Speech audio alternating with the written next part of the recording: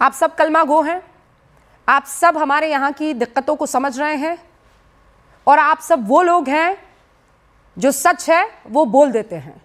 और इसीलिए जब आप लोगों को इनवाइट किया, वैसे तो बहुत सारे नाम हैं, बहुत सारे चेहरे हैं, लड़ाई झगड़ा करवाना होता तो बहुत सारी लंबी लिस्ट है, मैं सबको बुला सकती थी, यहाँ झगड़ा करवाती 1 घंटा और कार्यक्रम समाप्त करके चली जाती। मैं बहुत ईमानदारी से आप लोगों के नाम को टिक करके और अपनी टीम से गुजारिश की है कि सबके सब आज होने चाहिए स्क्रीन पर, क्योंकि आज पूरा देश आप लोगों को सुनना चाहेगा। ये जो कुछ भी हो रहा है, कब तक हम चुप बैठेंगे? कब तक? इसीलिए चुप बैठेंगे क्योंकि सामने वाला भी कलमा गो है। कब तक चुप बैठेंगे कि अगर हमने वहां उनको डिसोन नहीं किया तो हम पर सवाल खड़े हो जाएंगे। मैं शुरुआत सुबह ही आपसे कर रही हूं जी। रूबिका जी, मैं स्तब्ध भी हूँ, मैं दुखी भी हूँ और कई बार इस तरह की फीलिंग आती है कि हम लोग, आपके जैसे लोग, मेरे जैसे लोग या स्क्रीन पर और जो लोग हैं, जो लोग अपने देश से बहुत प्यार करते हैं और दिन रात एक कर देते हैं अपने देश के लिए काम करने के लिए, सेवा करने के लिए, हम सभी लोगों के कामों पर इस तरह की रेडिकलाइज सोच आकर जब पानी फेरती है ना, तो ये कलेक्टिव फेलियर हमारा भी हो जाता है। क्योंकि आज पूरा देश स्तब्ध है, दुखी है, गुस्सा है। और क्यों ना हो, एक इंटरस्टेट टेरर मॉड्यूल बस्ट होता है, देश की राजधानी में एक इतना बड़ा फिदाइन अटैक होता है और जब जांच होती है तो पता चलता है कि जितने भी रेडिकलाइज लोग थे, इवन इंक्लूडिंग द वन जो सुसाइड बॉम्बर बन के फटा, वो सभी लोग पढ़े लिखे डॉक्टर्स थे जो देश की सरकारी यूनिवर्सिटीज में, कॉलेजेस में मेडिकल की पढ़ाई करके डॉक्टर्स बने, जो देश में खाते हैं, देश में सांस लेते हैं, देश की शिक्षा सेवाएं लेते हैं और फिर उसी देश के लोगों को फिदाइन बन के फटके खत्म कर देते हैं। ये किस तरह की सोच है? आज मैं सवाल पूछना चाहती हूं, अभी पैनल पे आपके साजिद रशीदी जी बैठे हैं, इन्हीं चैनल्स पर बैठकर इन्होंने कुछ समय पहले कहा था कि ये राम मंदिर जो आप बना रहे हैं, कल को इसको हम फोड़ देंगे, कल को इसको हम खत्म कर देंगे। और जो पूरी जांच हुई उसमें यह भी पता चला है कि एक्चुअली फिदाइनों का जो मोटिव था वो 6 दिसंबर को अयोध्या में वो हमला करना चाहते थे। वो तो हमारी जांच एजेंसीज ने प्रोएक्टिवली छापे मारे, कश्मीर से जांच स्टार्ट हुई, फरीदाबाद तक पहुंची, गुजरात तक पहुंची और इन्होंने फ्रस्ट्रेशन में या डेस्परेशन में ये कांड जल्दी कर दिया जो ये 6 दिसंबर को अयोध्या में करना चाहते थे और पूरे देश की कई जगह करके दहलाना चाहते थे। आज मैं इनसे पूछती हूँ कि ये जो भड़काऊ भाषण देते हैं, इस तरह की बातें जो देश के खिलाफ और देश के मंदिरों के खिलाफ करते हैं, क्या ये जिम्मेदारी लेंगे? क्या इनको उठा के जेल में नहीं डालना चाहिए? जबान की क्या वैल्यू होती है इनको एहसास नहीं है? मौलाना साहब, आपकी बातें बहुत लोगों तक पहुंचती है, पेनिट्रेट कर जाती है। आपका पुराना कोई वाकया ये याद दिला रही हैं, कह रही हैं क्या आप भी उस बात की जिम्मेदारी नहीं लेंगे? 6 दिसंबर को ये लोग तैयारी कर रहे थे राम मंदिर और बाकी तमाम जगहों पर अटैक करने की। देखिए रूबिका, मैं तो इनके साथ बैठना भी नहीं चाहता। मुझे बाद में पता चला जब मैं पैनल पे सामने आया कि ये भी हैं, क्योंकि इन्होंने एक एफआईआर भी मेरे खिलाफ करा रखी है, झूठी एफआईआर जिसका कोई आधार नहीं है। खैर, मैं इस पर बात नहीं करना चाहता। देश की एजेंसियां हैं, देश में सरकार चल रही है, सब कुछ देख रहे हैं कौन क्या कर रहा है क्या नहीं कर रहा है। एजेंसियां इस चीज़ को समझेंगी कि मेरी वजह से हुआ या किसकी वजह से हुआ। मैं मुद्दे पर आना चाहता हूं। क्या आपको शर्मिंदिगी है अपनी उस स्टेटमेंट के लिए? इस्लाम में Are you ashamed of that statement today? अरे आप कौन है भाई? आप मैं एक भारतवासी हूँ, कौन है भाई? मैं एक भारतीय सनातनी मुसलमान हूँ, मैं शर्मिंदा हूँ। रूबिका, ये कौन है भाई? मैं इनसे डिबेट करने नहीं आया। मेरी कौम के माथे पर कालक पुती है। आप जैसे रेडिकल मौलानाओं के कारण तो माथे पे पहले से कालक है। को शक की नजर से देखा जाता है। आप हिंदू होकर मुसलमान का नाम इस्तेमाल कर रही हैं, आपके माथे पे तो पहले से कालक है। ओके सुबह 1 सेकंड रुकिए। रूबिका, मैं इस तरह की डिबेट नहीं करना चाहता। मौलाना साहब मेरी बात सुनिए, इस तरह की डिबेट नहीं करना चाहता। और मैं भी इस तरीके की डिबेट नहीं सुनिए, आप कहीं मत जाइए। मौलाना साहब, मैं बहुत संजीदगी से आज बहस करने आई हूँ, प्लीज आप इस बात को समझिए। मैं आपसे एक बात पूछ रही हूँ। नहीं, आप ये मत कहिए, नहीं ऐसी बात मत कीजिए, आप ऐसी बात मत कीजिए। मैं फिर कह रही हूं, ऐसी बात मत कीजिए। मैं जो आपसे सवाल पूछ रही हूं उसका जवाब दे दीजिए। आप ये कह रहे हैं कि सुबही खान के माथे पर कालिक पुती हुई है, क्या डॉक्टर आदिल के चेहरे पर और माथे पर कालिक पुती हुई है? और ये डॉक्टर आदिल कौन है?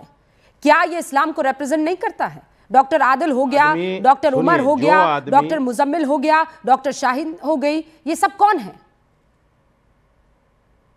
रूबिका, जो आदमी मुझे बाकायदा लाल किले हमले से जोड़ने की कोशिश कर रहा है, तो क्या मैं उसको ये भी ना कहूं? उन्होंने खुद कहा कि हमारे माथे पे काला पुती हुई है ना? तो मैंने यही तो कहा कि आप पहले से पुती हुई है। अपने माथे पर कालिक तो पुती हुई है मौलाना साहब, पुती हुई है। आपको क्या लगता है? इन्होंने तो खुद कहा है, मैंने थोड़ी कहा है। अरे भाई, इतना कुछ हो जाने के बाद अगर शक की नजर से आपको मौलाना साहब कोई देखता है तो आप कहते हैं रूबिका लियाकत मेरी दाढ़ी और मेरी जालीदार टोपी या मेरी जिन्ना कैप को देखकर मुझ पर शक किया जाता है, कहते हैं कि नहीं कहते आप?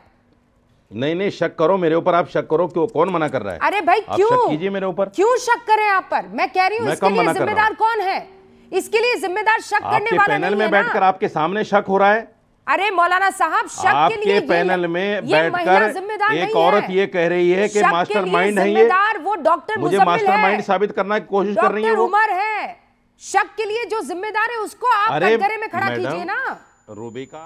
रूबिका, आपने इनको एक बार भी नहीं टोका कि इनको आप हमले से क्यों जोड़ रही हैं? एक बार भी नहीं टोका आपने। मैंने कहा कि आप इन्होंने जोड़ दिया मुझे हमले से। क्या आपने वो स्टेटमेंट नहीं बोली थी? इन्होंने मुझे जोड़ दिया हमले से। क्या आपने वो स्टेटमेंट नहीं बोली थी? क्या स्टेटमेंट? आपने एक बार भी नहीं टोका इनको कि आपने ऐसी बात क्यों कह दी? बना रहे हैं, कल को फिर कोई आएगा, उसको फोड़ दिया जाएगा, उसको खत्म कर दिया जाएगा, उसको फिर तोड़ दिया जाएगा। क्या आपने स्टेटमेंट नेशनल टीवी पे नहीं बोली थी? मैं अपनी बात कर लूं, मैं आपके सवालों का जवाब देने आया हूं, मैं इनसे बहस करने नहीं आया। मैं फिर कह रहा हूं, मैं उठ जाऊंगा। निकाल के सोशल मीडिया पे वायरल कर देंगे रशीदी साहब। मैं सिर्फ इतना कह रही हूं कि जिम्मेदारी लीजिए। रूबिका जी सिर्फ इतना कह रही है कि डिसोन कर देने से नहीं होगा, हमें ये मानना पड़ेगा कि ये हमारी कौम है, हमें मानना पड़ेगा कि ये हमारे रेडिकलाइज्ड बच्चे हैं। अब ठीक है, we will have to take responsibility। Please, अब मैं फिर कह रही हूं, आप लोग आपस में ऐसे लड़ेंगे तो कैसे चलेगा? अब आपने अपना यू मेड योर पॉइंट।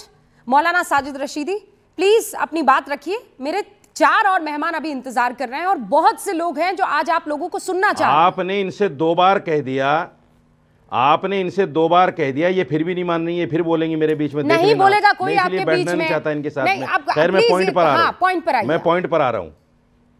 मैं पॉइंट पर आ रहा हूं।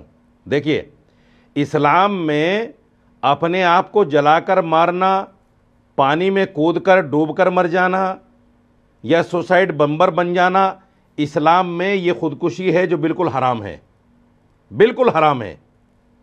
और इस्लाम में यह भी कहा गया कुरान में कि अगर कोई आदमी एक गुनाह को कत्ल करता है, वो ऐसा है जैसा उसने सारी इंसानियत को कत्ल कर दिया।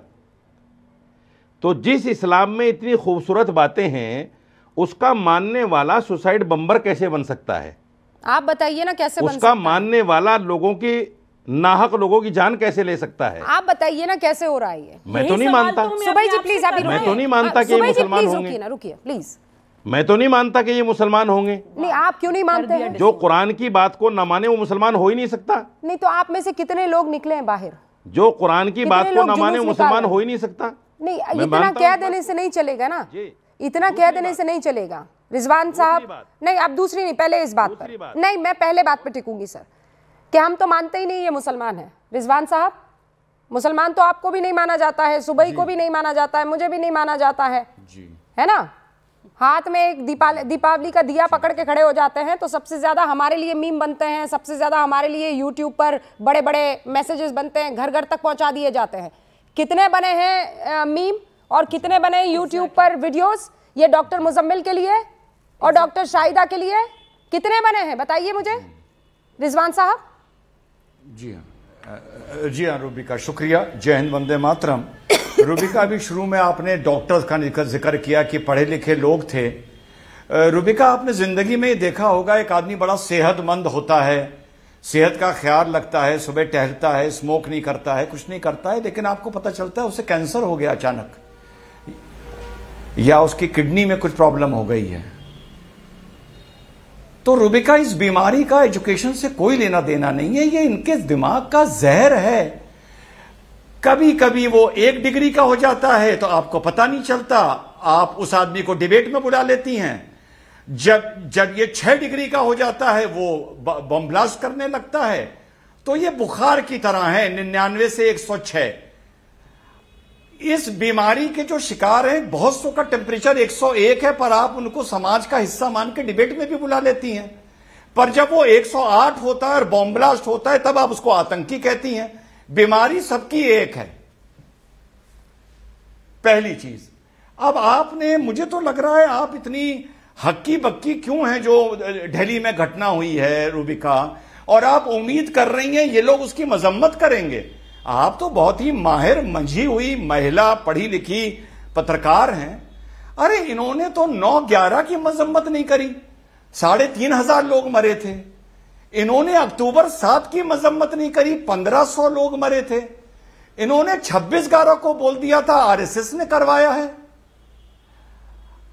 अब आप सोचती हैं कि एकदम से इन लोगों में कोई शर्म आ जाएगी